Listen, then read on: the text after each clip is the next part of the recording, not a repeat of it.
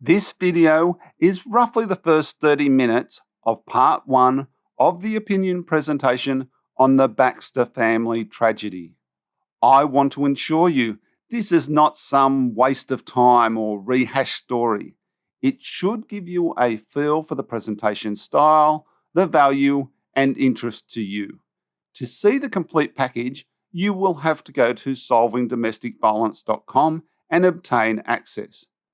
Of course, the good stuff comes after this introduction, so my advice is that if you have already heard about this and plan on watching the full presentation, go straight to the site and get access. This way you will not have to contend with ads, the presentation being interrupted, and any other hassles with following it. Please enjoy. I'll now look into the motives and what makes sense when applying logic to a marriage separation. It would be nice if we could pretend we're in the man's shoes to feel empathy for his plight during separation. It would impact on us all and potentially change our behaviour if we understood the consequences for various actions. It would be meaningful to base it on a real event and imagine the man's perspective. It's guesswork because the people have sadly passed, but to save further deaths and violence, we must consider all possibilities. Then we can support everyone to avoid further loss of innocent lives. Remember, this is women, children, and men we want to save. I'm going to look at an extensively covered case in Australia. It is the devastatingly sad story of a man, Rowan Baxter, who killed his wife, Hannah Baxter, and 3 children, Alia, 6, Liana, 4, and Trey, 3, in a murder-suicide. All 5 were beautiful people who tragically lost their lives over something that may have been preventable.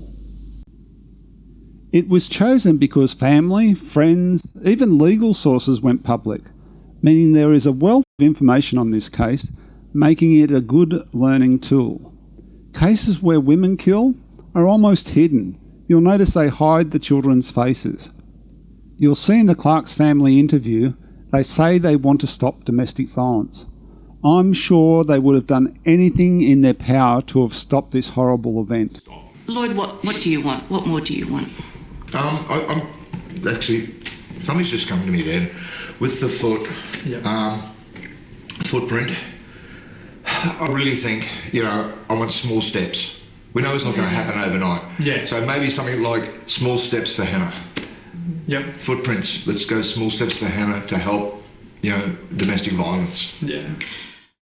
This is such a tragic event that, hopefully future people don't have to go through. We want to be able to help people in a similar situation that my sister was in, and maybe help raise awareness of early signs of domestic abuse. I hope this information may help stop future events from ever reaching this point. I declare I have no association with anyone from the Baxter or Clark families or friends. This is simply an application of logic to publicly available information to create an opinion of what might have happened. I will be trying to keep to the reported facts, but be aware there are assumptions. For example, how someone like Rowan feels. So you should regard this as a hypothetical example or fictional story. The reason for presenting the story is to learn signals and a different perspective to help others avoid something like this happening to them. I'll be talking from Rowan's perspective. I have to do this so we can place ourselves in his shoes. We can't learn about a problem if we hide it. I believe most involved had good intentions. It's the legal system and society's dim view of men that makes their mistreatment somehow justified. Let's review what is believed to have gone on in the final minutes. Rowan purchases a container of fuel. He hides while his wife Hannah puts the children in the car in front of her parents' house. He came out with the fuel and a knife to capture the children in the car. He forces Hannah to drive away, having poured petrol over everyone in the car. Hannah saw a neighbour washing their car and stopped to exit the car yelling. The car stationary, Rowan realised he was stuck with the attention being drawn to them. He lit the fuel and it exploded in flames like a bomb. Hannah tried to roll and put the fire out, but Rowan tried to stop her and attempted to keep Good Samaritans away. He yelled at approaching people. He wanted the family to die, as reported here. As people raced to Hannah's aid, she yelled to save the children in the car. Rowan retreated to the car and stabbed himself fatally. Rowan and the children died at the scene. Hannah survived with burns to 97% of her body. With her skin falling off, she described what happened to the police. She died soon after in hospital. Have you thought about, please tell me if this is too difficult for you, have you thought about how he got in the car? Have you thought about how he managed to do that? He ambushed her. Yeah. He was hiding. Yeah. As far as we know. He was hiding and jumped in the car. The thing is, this is another great thing for Hannah. She actually gave a detailed report while she was, after she got out of the car, was on fire, tried to get the fire out. So what happened to make these horrible events unfold? People immediately condemned Rowan for killing his family. Hannah's family immediately labelled Rowan as an evil monster, a control freak, and the community agreed he was a murderous bastard who should rot in hell. Women's groups screamed for tougher domestic violence laws to control men. But then something interesting happened. The investigating officer had this to say. Our job as investigators is to keep a completely open mind. We need to look at every piece of information and to put it bluntly, there are probably people out there in the community that are deciding which side, so to speak, to take in this investigation.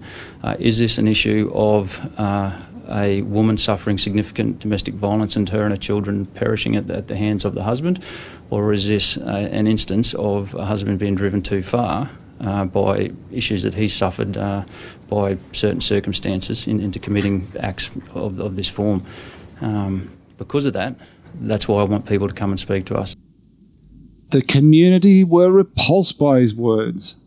In a typical political-like response to please the masses, the Queensland Police Commissioner apologised and the officer resigned. And before I start, I want to sincerely apologise for the comments that were made. It was an officer trying to explain a process and then had a little bit too much to say about that. I apologise from the QPS to the victims or anyone that may have been offended and hurt by this. This was all because he pointed to the fact there may be more to it. But it's black and white, a horrible, violent man murdering for revenge. But could there be more to it? Could expert investigators know there may be more to the picture than what's right before our very eyes? How ridiculous. A man being forced to kill? It's straight out domestic violence. Or is it? Let's consider Rowan's point of view so we can stop such needless death. Rowan and Hannah got married around 11 years ago. They were in love and enjoyed a beautiful relationship together. Hannah was the amiable type of personality. Just a few of their traits are friendly, supportive, patient and relaxed. Friendly face. Others go to them for support. You judge for yourself. She was the one who was happy and loved by everyone. We know that because here's what just a few people say. To everyone, she had this wonderful, beautiful smile. That She was vibrant and lit up the room. As soon as you saw her, you could be feeling down, and she would come in and the smile. She was just the most amazing mum. What you saw in photos was exactly how Ham was. She lived for her kids. She was hilarious. We laughed so hard. Amiable people like to go along with everyone and avoid confrontation at all cost. They believe agreeing with you is the best solution, and even if they don't agree, they may think they're doing you a favour by agreeing. So how do we know this? Here are some descriptions. But yet she still put over this persona. She was happy. People and I thought she was would never know. Yeah. No, someone would walk in the gym and if they had a bad night, she would have had a terrible time, like night before too. Oh, she may not have slept. And she would have just taken on their problems and to come here, give them a cuddle. Yeah, and make them feel better about themselves. Like, I don't think a bad word could be said about I don't it. think Like she had an evil bone in her body. No, and that's it. Like, just every encounter you would have with her, you just think that the next one probably couldn't be better. Yeah, she just had that. She did. That personality. Into her gym, and she was just one of those warm, always smiling people that you just felt instantly comfortable with. She had 3 children the same ages as mine. I was going through this horrendous sleep deprivation that was quite severe. I remember crying in the car one morning going, I'm not going to the gym, but actually felt this urge to go because I knew she would support me. She was one of those women that you could just be vulnerable with, even though you didn't really know her that well. She was just the most amazing mum. What you saw in photos was exactly how Ham was. She lived for her kids. She was hilarious. We laughed so hard. Amiable people seem to be loving and never involved in conflict, friends with everyone. She fitted in so well with the family, the supportive and gentle one. But how did she make decisions, and who guided her? It was mainly her mother, as you can see her mother saying. Because Hannah and I were very close, and I would have picked up a lot more if I was closer at the time. We would still talk on the phone, but I wouldn't see her in person as much. I would see her at the gym. They owned a gym. Yeah. And I'd see her there occasionally, but he did most of the morning classes that I went to. So I would talk to her on the phone, but she didn't let out a lot. Yeah. Hannah probably didn't realise it, but she was drawn to Rowan as he was decisive and supportive of her. When they got married, Rowan didn't realise he was taking the place of her mother. We established Hannah and her mother were close, but how do we know her mother would tell her what to do? That's confirmed when Hannah returns home, and during problems, her mother is controlling Hannah, as seen here. Hannah and I I decided he wouldn't see the kids for a bit after that because he wasn't behaving until we had a parental agreement in order. This normally wouldn't matter, mothers get involved, but her mother didn't like Rowan from the start. As she states in several interviews, like here, Miss Clark confirms in this interview, saying, "We always had misgivings about him," confirming they were never happy with Hannah's choice in Rowan. It's quite common for a mother-in-law to dislike their son-in-law, but Hannah's mother is not a nice person, so Rowan didn't realise marrying Hannah gained him a formidable enemy in her mother. How do we know she's not so nice? She says it here. I said, look, I felt sorry for him because, which I think back now, why? Oh, you and Hannah are nice people. I'm not. Yeah. No, me neither. The irony is, no man would have been good enough for their daughter.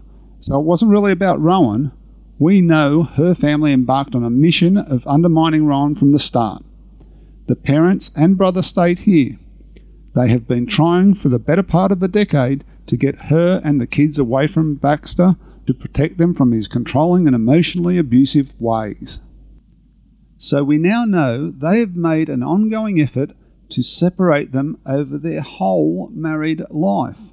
Over 10 years of sustained effort. They didn't like Rowan from the start. But it doesn't make sense that Hannah would have married an abusive man. Nobody says he was.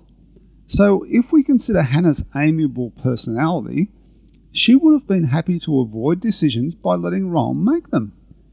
This may have been perceived as bossy or controlling by the Clark family, as they didn't realise they were making a lot of her decisions previously as parents.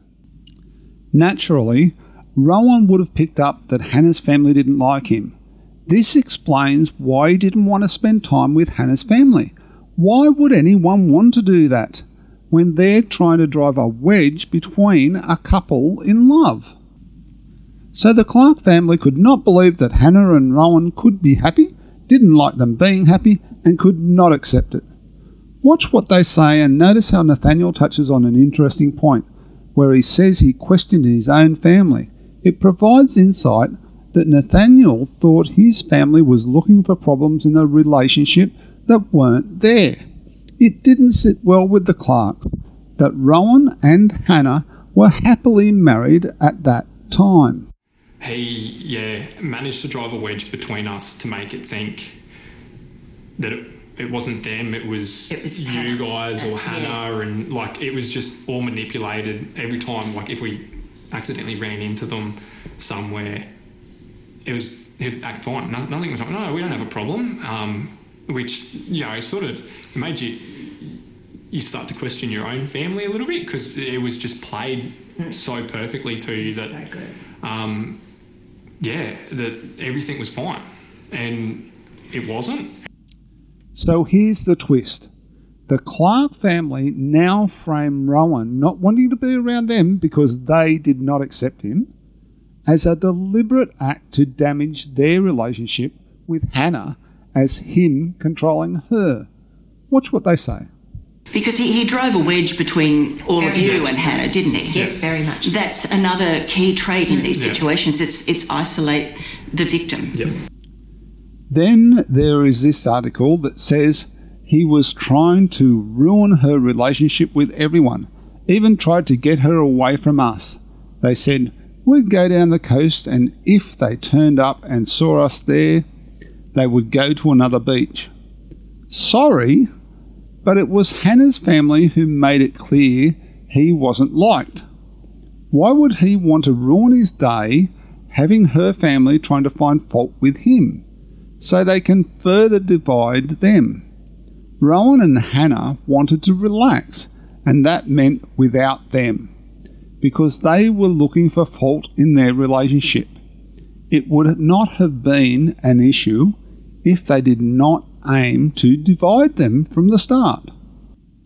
Rather than embrace Hannah's choice of who she married, the Clark family have targeted Rowan as a problem because he married their daughter.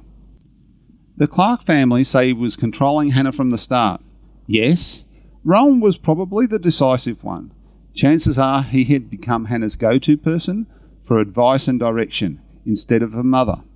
Some might say that was controlling, but it was Hannah's personality to go with the flow and avoid decisions or confrontation. I want you to watch what Hannah's mother says here, and imagine if it was Rowan who said he told Hannah to get a DVO and we decided he wasn't behaving. Hannah and I decided he couldn't see the kids for a bit after that because he wasn't behaving until we had a parental agreement in order. People would say he was controlling. Remember, he chose to love her. He wanted to look after her. With an agreeable personality, it was likely Hannah didn't mind guidance because it takes the responsibility off her. An amiable character likes that. Despite Hannah's family trying to separate them, they lived a beautiful life. Having 3 children, Rowan and Hannah cherished them and would do anything for them. Her family said they were always saying they were happy, and they were at that stage. Every time, like if we accidentally ran into them somewhere, he'd act fine. Nothing was like, no, we don't have a problem. You could see the happiness in their eyes. They enjoyed a good life, and Rowan was nothing more than a great father and husband. If he was a bad husband and Hannah abused, Hannah would have found it hard to hide the divide between them with her genuine smile. As they had children, the family became more beautiful, and they both loved their children. What Rowan didn't realise is that Hannah's parents were not going to give up, particularly Hannah's mother. They'd made it a challenge to get Hannah away, and they wanted to beat him. She wanted him out of her life. How do we know that? Well, she states it here in this interview.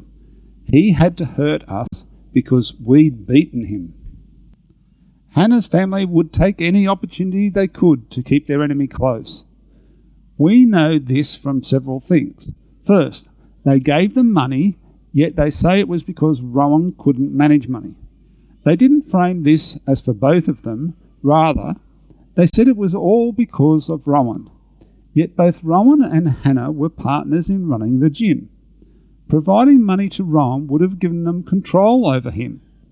If you've ever asked for a helping hand, you would know that the person asking is the one who is humble and often willing to agree to conditions. So Rowan would have been the conforming party if he needed money. Rowan would have known they could easily say no, and he would have been in a worse situation. Listen to what they say. Half of my parents who had given so much financially to Hannah and Rowan when they were together to try and help them with their business, and then again to help Hannah. The bills he didn't pay. With the bills he didn't pay, speeding fines and stuff like that. Mum and Dad helped out all the time. He'd get pulled over because the car was unregistered. Can you just pay it now straight away? I'll pay you back, And so Mum and Dad did everything they could to try and keep him, or not him, but keep the family. It was the kids. And then also to fight him through the legal system. We you guys, clothed the kids. Yeah. I bought all their clothes. Yeah, all bedding. Everything had to be. I didn't have much money, and I couldn't have my babies without things. I know, and so my. The Clark family and Miss Whaley accused Rowan of controlling Hannah financially. I then started unpacking with her, the emotional abuse, sexual abuse, financial abuse, and she had experienced all of those. And, This falls apart when we consider a few things. First, the Clarks say he is hopeless financially, so the whole family would have been having problems. That is not control. That's being bad at managing money.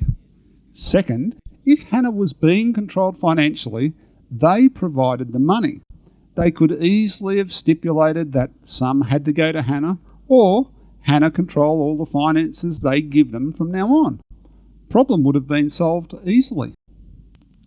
So why provide money willingly and say little?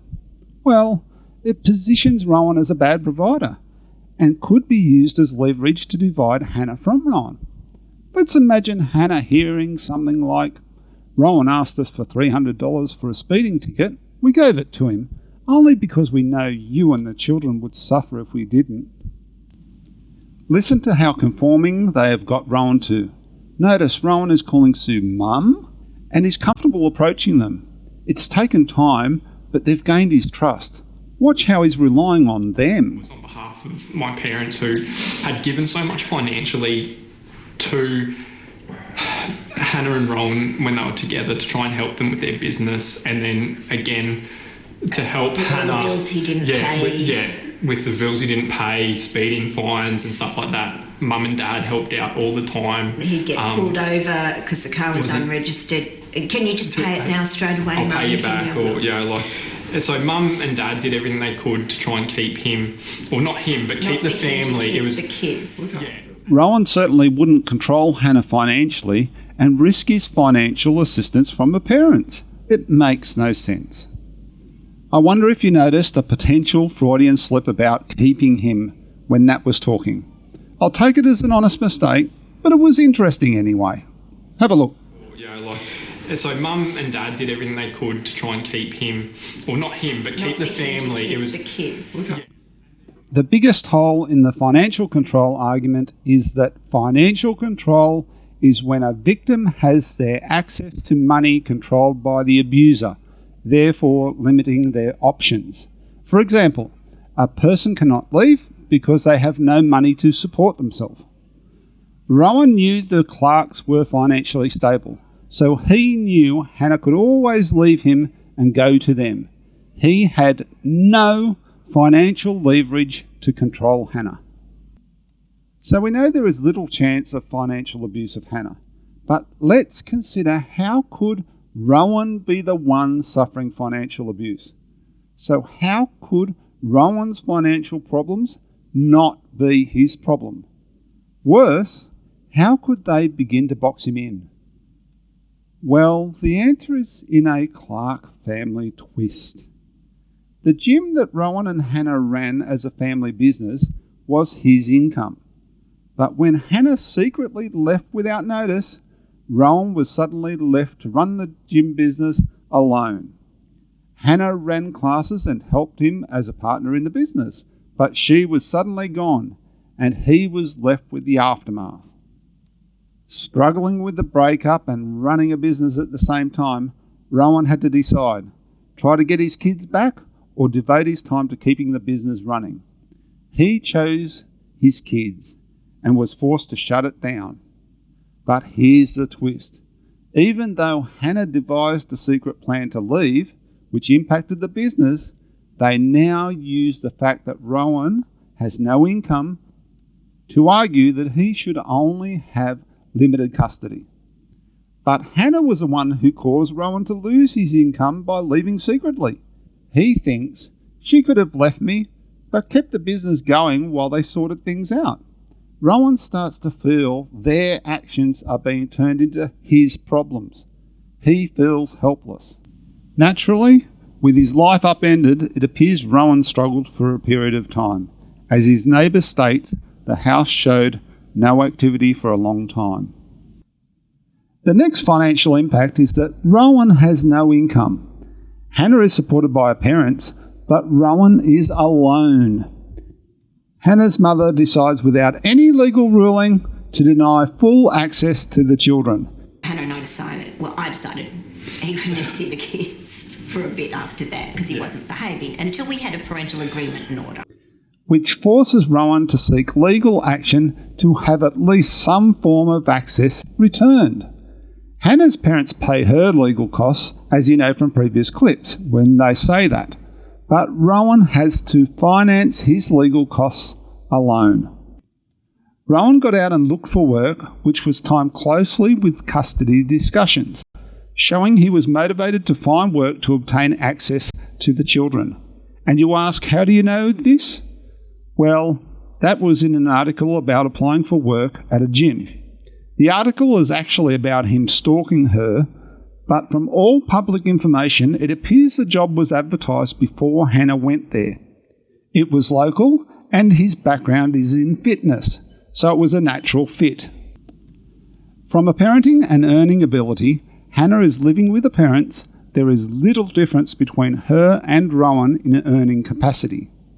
In fact, they admit Hannah had to save a long time to get annual passes for the kids, so she was not earning a lot of money either. So here's another twist. You will see here Hannah's mother crying how they had to buy bedding and clothes for the kids because Rowan did not have a job. Yeah. I bought all their clothes. Yeah, all bedding. Everything had to be... I didn't have much money and I couldn't have my babies without things. I know. And so... It's a little hard to hear, but she says about how he had no job and couldn't let her kids go without.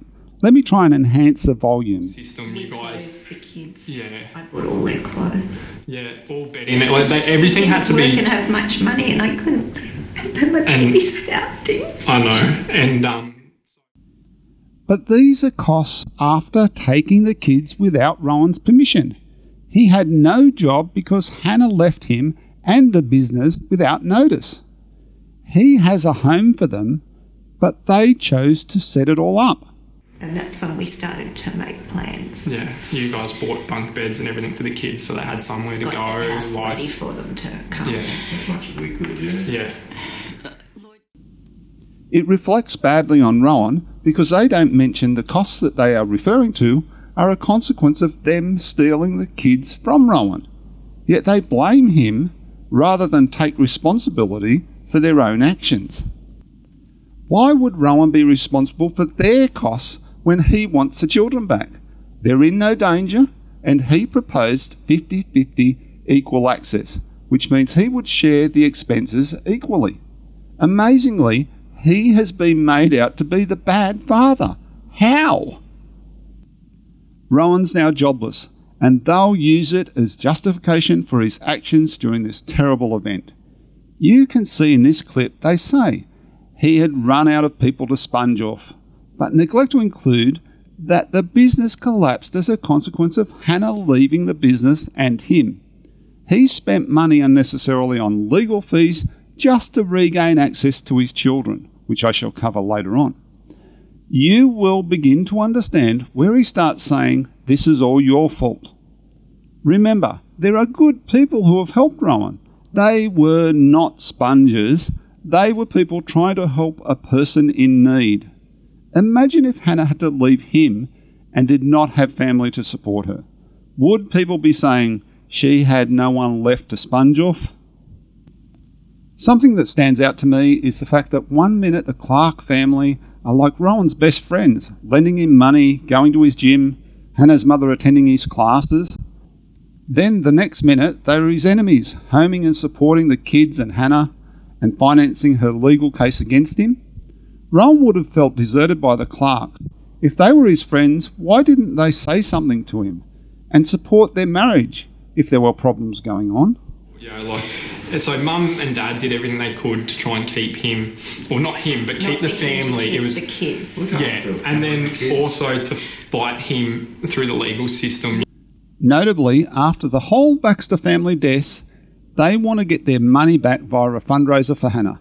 It was for funeral costs, living costs, funds to support Hannah and the children, and loss of work. They wanted $250,000 for such expenses. Taking out funeral costs, that was an expensive 3 months. No wonder Rowan was desperate. It would have cost him more when you include business shutdown. My parents, who had given so much financially to Hannah and Rowan when they were together to try and help them with their business, and then again to help Hannah. The bills he didn't pay. With the bills he didn't pay, speeding fines and stuff like that. It was an exclusive ACA interview, which usually means for payment, but they keep such deals confidential, so I couldn't confirm what the situation is. I'll let you judge for yourself. Now, because Rowan doesn't have family locally to support him, it may be used as a disadvantage in trying to obtain shared custody. Rowan is being further controlled by the situation, and he is being isolated by Hannah. He can still be a good father without his family there. Let's review the financial abuse of Rowan. First, he is forced to close the gym business. His business partner, Hannah, leaves unannounced. Consequently, he has lost his income due to that. He was forced to engage legal representation because any access to the children was denied.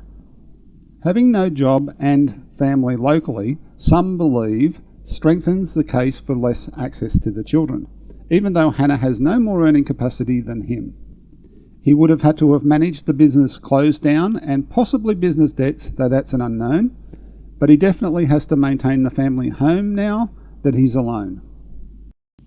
So let's continue piecing together the events. An inconsistency with the isolation accusation is that Hannah's mother says she was worried about her daughter and her relationship was damaged by Rowan.